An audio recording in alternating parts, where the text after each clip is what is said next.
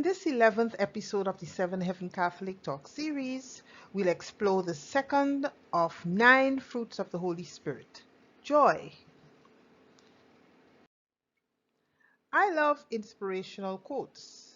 So to begin, I'll share with you some nuggets of wisdom about joy from 2 of my favorite authors and 5 of my favorite saints. Joy is not a substitute for sex. Joy is distinct not only from pleasure in general, but even from aesthetic pleasure. It must have the stab, the pang, the inconsolable longing, says C.S. Lewis in his book, Surprised by Joy. True happiness is to rejoice in the truth. For to rejoice in the truth is to rejoice in you, O God, who are the truth. Those who think that there is another kind of happiness look for joy elsewhere, but theirs is not true joy, says St. Augustine. When you wish someone joy, you wish them peace, love, prosperity, happiness, all the good things, says Maya Angelou. Joy must be one of the pivots of our life. It is the token of a generous personality. Sometimes it is also a mantle that clothes a life of sacrifice and self-giving. A person who has this gift often reaches high summits. He or she is like sun in a community, says Saint Teresa of Calcutta, who we fondly know as Mother Teresa. Our soul can find in the Blessed Sacrament all the joys and consolations it desires, says Saint Teresa of Avila. If you are constant in daily prayer and in the Sunday celebration of Mass, your love for Jesus will increase and your heart will know deep joy and peace, such as the world could never give, says Saint Pope John Paul II. Saint Pope Paul VI, in his 1975 encyclical titled Gaudete in Domino, delivers a powerful message on Christian joy, which is still so very relevant in our times. Here are some highlights from this encyclical.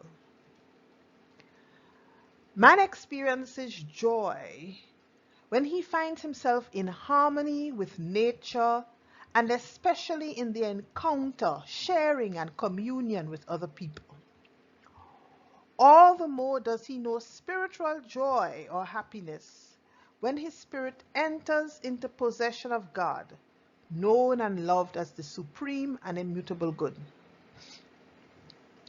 Technological society has succeeded in multiplying the opportunities for pleasure, but it has great difficulty in generating joy. For joy comes from another source. It is spiritual. Money, comfort, hygiene, and material security are often not lacking, and yet boredom, depression, and sadness unhappily remains the lot of many. There is also needed a patient effort to teach people, or teach them once more, how to savor in a simple way the many human joys that the Creator places in our path.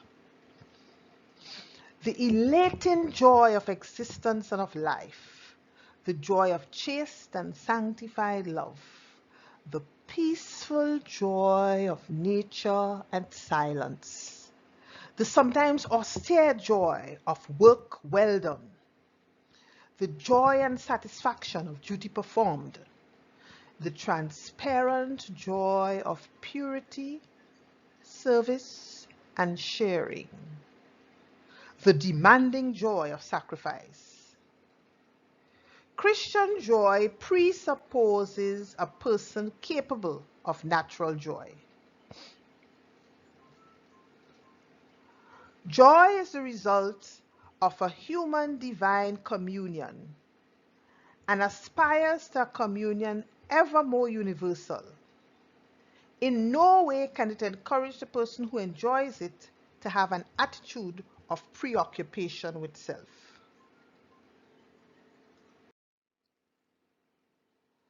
Now let's see what the Catechism of the Catholic Church teaches us about joy and happiness. In paragraph 1721 and 1723, we read that beatitude makes us partakers of the divine nature and of eternal life. With beatitude, man enters into the glory of Christ and into the joy of the Trinitarian life. It teaches us that true happiness is not found in riches or well-being, in human fame or power, or in any human achievement, however beneficial it may be, such as science, technology, and art, or indeed in any creature, but in God alone, the source of every good and of all love. All bow down before wealth. Wealth is that to which the multitude of men pay an instinctive homage. They measure happiness by wealth, and by wealth they measure respectability. It is a homage resulting from a profound faith that with wealth he may do all things. Wealth is one idol of the day, and notoriety is a second. Notoriety, or the making of a noise in the world, it may be called newspaper fame, has come to be considered a great good in itself and a ground of veneration. The Beatitudes respond to the natural desire for happiness. This desire is of divine origin. God has placed it in the human heart in order to draw men to the one who alone can fulfill it. We all want to live happily. In the whole human race, there is no one who does not assent to this proposition, even before it is fully articulated.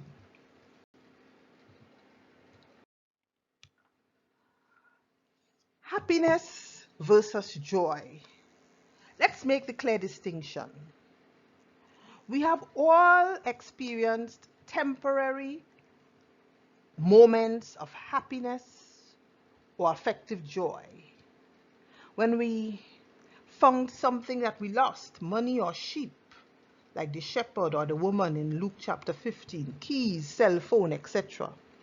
Received an unexpected phone call or gift, got a much anticipated opportunity, email, letter, new job, etc.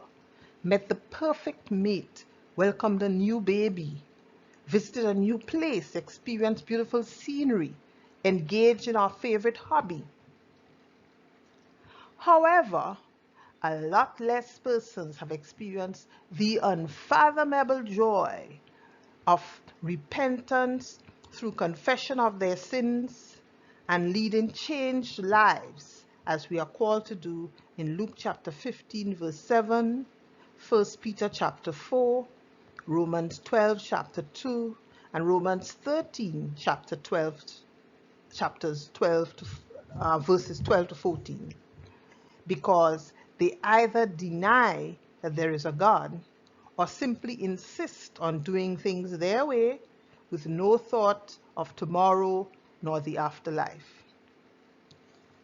Giving generously to God and others, as we are exhorted to do in Deuteronomy chapter 14 verses 22 to 29 and Luke chapter 6 verse 38. Because they never have enough, always want more, and can't stand to see others progress. Serving others unselfishly through their deeds and with whatever talents God has blessed them, as we are urged to do in John chapter 13 and Romans chapter 12 verses 6 to 8. Because their only driving motivation in life is me, myself, and I.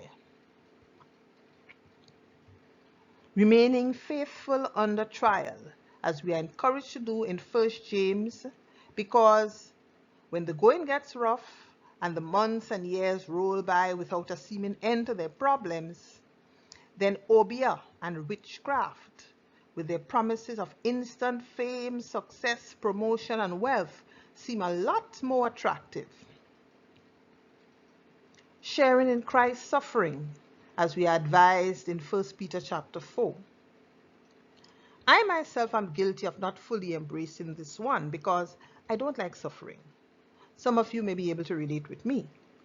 However, as Catholic Christians, we know that we must endure the crosses that come our way in this life in order to win the joyous crown of eternal life. We can only do this if we stay focused on our only source of joy.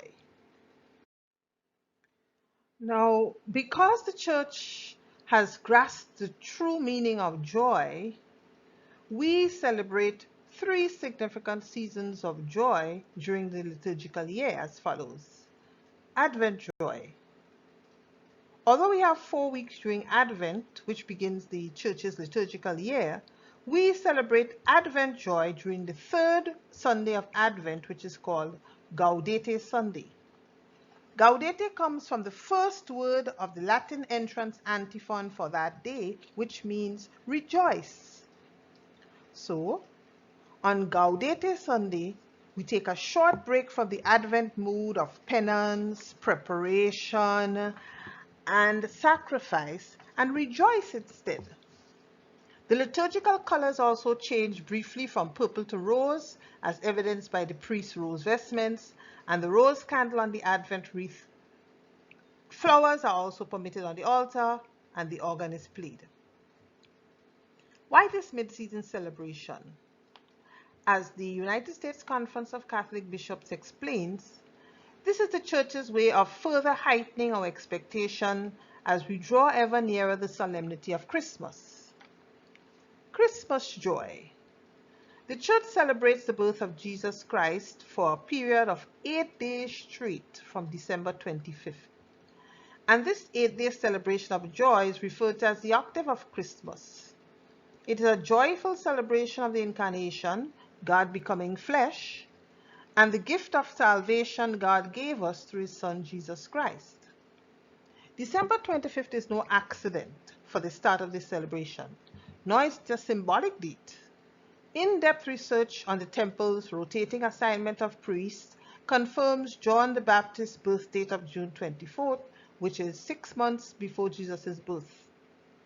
Plus, there is an unbroken record of celebrations of Christmas on December 25th, which date back to Saint Theophilus, AD 115 to 181, Bishop of Caesarea, and Pope Saint Telesphorus, circa AD 125 to 126, the 7th Bishop of Rome. All of these strongly support the Catholic Church's December 25th birth date for Jesus Christ. Easter joy. Like Christmas, Easter is also an 8-day celebration of joy. It is called the octave of Easter, and we celebrate Jesus Christ's resurrection from the dead. However, as the Catechism of the Catholic Church so eloquently puts it in paragraph 1169 and 638, Easter is not simply one feast among feasts, but the feast of feasts, the solemnity of solemnities. The resurrection of Jesus is the crowning truth of our faith in Christ, a faith believed and lived as the central truth by the first Christian community, handed on as fundamental by tradition, established by the documents of the New Testament, and preached as an essential part of the Paschal mystery along with the cross. St. Paul confirms the significance of Easter and its importance to our salvation in Romans chapter 10, verse 9, when he says, "If you confess that Jesus is Lord and believe that God raised him from the dead, you will be saved." There are other periods of joy scattered throughout the liturgical year, represented by various solemnities and feast days such as Sundays, Presentation of the Lord, Corpus Christi, Ascension, Assumption, Immaculate Conception, St. Joseph, All Saints, Holy Days of Obligation, etc. Like the Samaritan woman in John chapter 4, you may have sought joy in people, places, and/or things that can bring you neither lasting happiness nor true joy. However, the truth is that our only source of joy is an abiding relationship with Jesus Christ and obedience to the Ten Commandments. In his heart-to-heart talk with his disciples at the Last Supper, Jesus put this plainly to his disciples in John chapter 15 verses 5 to 11 when he said, I am the vine and you are the branches. Those who remain in me and I in them will bear much fruit, for you can do nothing without me. Those who do not remain in me are thrown out like a branch and dry up. Such branches are gathered up and thrown into the fire, where they are burned. If you remain in me, and my words remain in you, then you will ask for anything you wish, and you shall have it. My Father's glory is shown by your bearing much fruit, and in this way you become my disciples. I love you just as the Father loves you. Remain in my love. If you obey my commands, you will remain in my love, just as I have obeyed my Father's commands and remain in his love. I have told you this so that my joy may be in you and that your joy may be complete.